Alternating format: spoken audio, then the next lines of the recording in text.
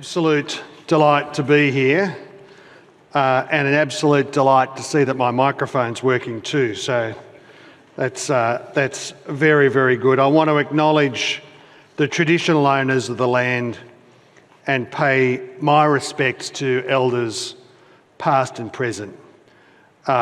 Richard Maru, Minister Maru, it is terrific to be sharing the stage and this opportunity to talk about the trade and investment relationship between our two countries.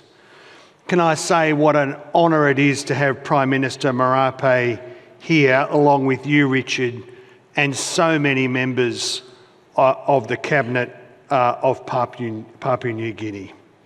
It speaks, I think, to the breadth and depth and substance of our partnership. I listened carefully to Prime Minister Marape's contribution this morning. And while I intend to go to some of the investment and infrastructure questions in my speech, I did want to say it struck me how similar the aspirations of our two countries are. And in particular, that aspiration for new industrialisation, for value adding in our economies, is something that I can tell you the Australian government, with our Future Made in Australia agenda, which is the biggest pro-manufacturing package in Australian history, that is an aspiration that we share for Australia and for Papua New Guinea. And the opportunities for us, two great resource-rich economies, you would want to be in no other position than the position that Australia and Papua New Guinea find ourselves in today. Often in industrial policy terms, commentators focus on the competition. And I can just say clearly that the opportunity for Australia and Papua New Guinea in industrialisation and investment terms is fundamentally collaborative.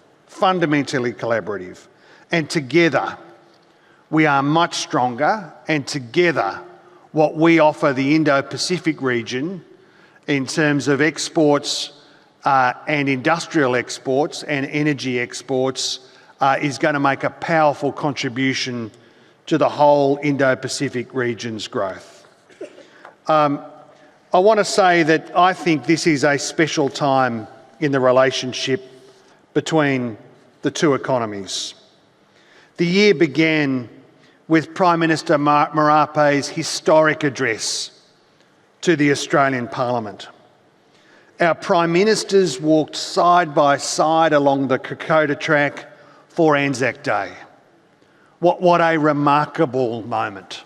What a remarkable moment in the history of our two countries.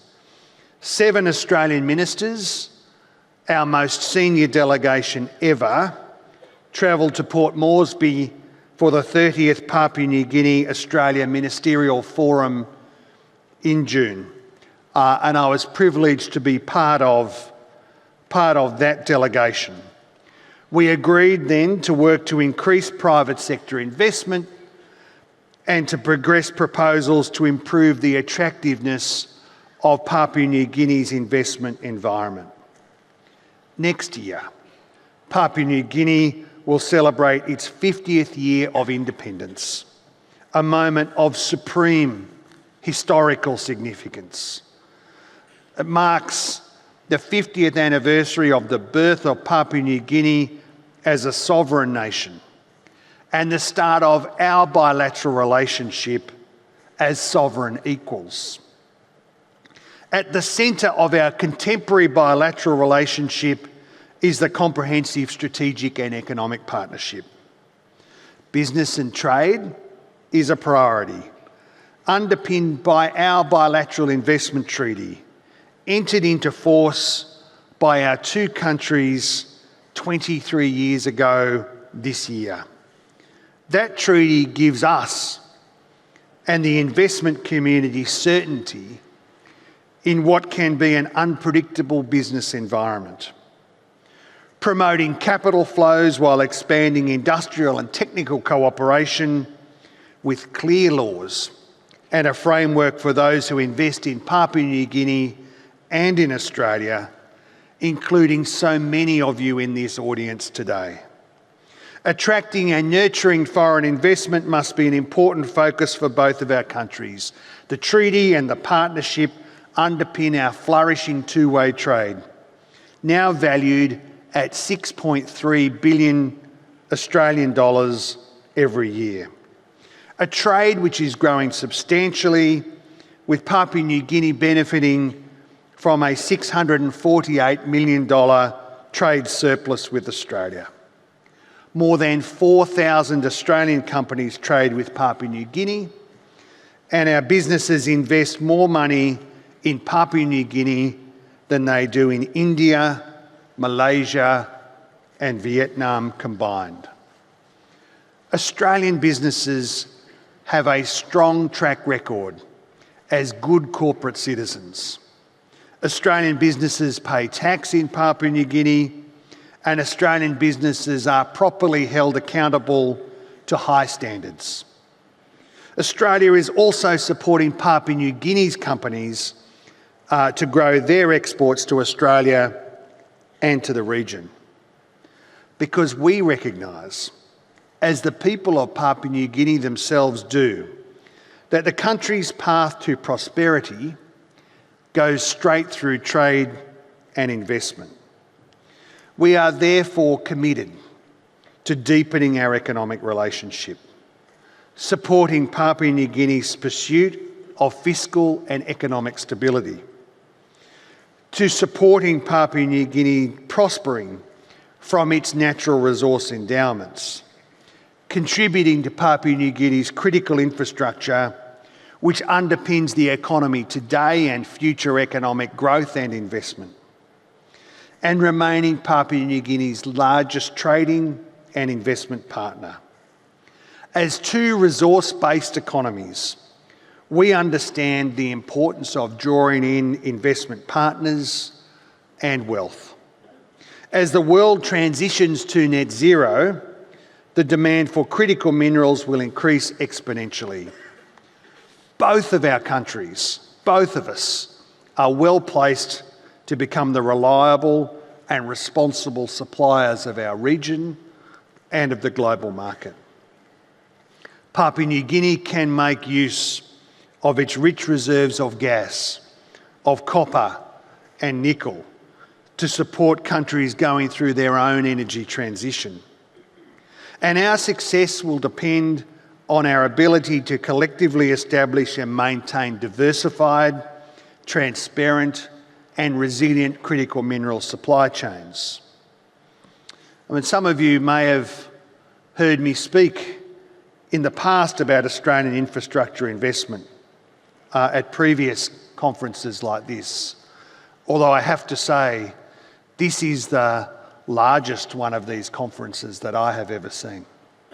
And the quality of the delegations and the size of the delegations to this conference says something, I think, about the improving depth and quality of the economic relationship. As I've said before, it's not just on the investment side a question of what we invest in. It's about how we invest. Australian investment is aligned to the priorities identified by the government of Papua New Guinea. It's about creating high-quality local jobs, delivering prosperity to local communities, and enhancing services to local Papua New Guineans. It's about developing the skills of young people, building infrastructure that is sustainably financed, and ensuring that it is resilient, including climate resilient. Each year, Australia spends around $200 million on small to medium scale infrastructure such as health centres, schools, solar plants and markets. I went to one of those markets in Minister Chichenko's electorate when I was last in Port Moresby, a fantastic fish market that just adds so much value for that community. It was absolutely terrific.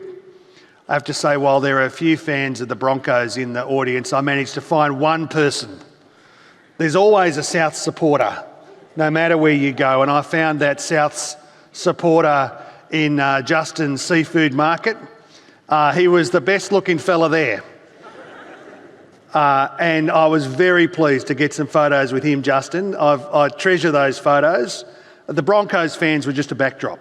They were just a backdrop to the Rabbitohs fan. Through our Australian infrastructure financing facility for the Pacific, we have committed more than $1 billion to developing large-scale critical infrastructure in Papua New Guinea. $621 million in port and port assets, which are critical to shipping the exports that Papua New Guinea wishes to sell the world. $76.3 million in roads, critical for providing greater connectivity in Morobe province and other places across the country. Our AIFFP electrification project, Latham House Lane, will connect up to 40,000 households, schools and clinics in Ley City and East New Britain to electricity. In remote communities like those in Milne Bay, Western Oro and West Sepik provinces, we have provided more than 25,000 solar home kits so that homes, schools and health centres can benefit from cheap and reliable renewable energy. We're spending at least $350 million for climate infrastructure throughout the Pacific region, which includes $75 million under the Renew Pacific program announced by Minister Chris Bowen at COP29 last month. Australia has started a biosecurity twinning program between Papua New Guinea's National Agriculture and Quarantine Inspection Authority and Australia's Department of Agriculture to build capability and to support export opportunities. I was absolutely delighted to be at the ceremony to celebrate Australia's refurbishment of a PCR laboratory to enhance biosecurity testing alongside with then Australian Agriculture Minister Murray Watt, and this work is well and truly underway. A critical part of the success of any modern economy is the strength of its digital economy. Across the Pacific region, Australia has committed more than $350 million in telecommunications infrastructure in the Pacific and Timor-Leste. Australia funded the $200 million Coral Sea cable project, which has linked Papua New Guinea to Australia and to the rest of the Pacific. With a capacity of 20 terabits, 20,000 times the capacity of the previous PNG system, it provides a fast, reliable and affordable telecommunications service. But of course it's still underutilised and could be and should be delivering more value for Papua New Guinea. We know that Papua New Guinea is facing challenges in bringing down wholesale telecommunications prices and increasing access and reliability. Australia is here to help, both sharing experiences and delivering investment, but fully utilising the cable would be a good first step. To ensure private sector investment can flourish, Australia is supporting a resilient banking sector. We're working together on national payment systems infrastructure that would allow commercial banks to talk better with central banks. And we recently announced an $8.6 million contribution to Pacific countries to establish digital identity in order to make transactions in Papua New Guinea and other places safer and more reliable. The big picture is very positive. We've been supportive of Papua New Guinea's successful IMF program. And by the way, the International Monetary Fund itself is forecasting solid private investment growth at over 3% per annum. Although reform can be challenging, the ultimate long-term improvements on business conditions and investor confidence are worth it. Beside our support for Papua New Guinea's economic and fiscal reform plans, we will continue to examine new opportunities for trade arrangements between our two countries and to explore ways that we can cooperate to share the benefits of the growing markets within our dynamic region. Because free, fair and open international trade, underpinned by the rules-based multilateral trading system, deliver prosperity to the peoples of both of our countries and to our communities. Friends, the breadth of the Australia-PNG economic relationship is at an unprecedented level. We're cooperating across so many different areas: labour mobility, youth empowerment, infrastructure, education and health. But all of those individual streams, seemingly separate, run together like the tributaries feeding the Great Sepik River, becoming, like our bilateral relationship, a powerful and irresistible force. In celebration of this milestone, I'm pleased to announce that Australia will deliver Australia Now PNG Edition, a cultural diplomacy program, showcasing our two countries' deep connections embedded in art, music, dance and culture, and our mutual love of rugby league, of which I understand there are some announcements scheduled for later this week. Stick around, I think it's going to be worth it on Thursday.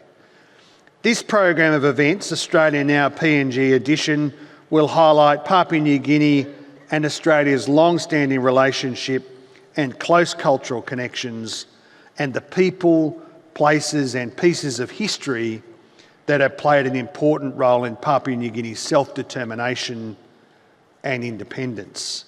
It's an important way of us saying to our peoples, as we head into the 50th anniversary of independence, just how important this people-to-people relationship really is, and reminding members of our community and our kids how vital and deep that relationship really is.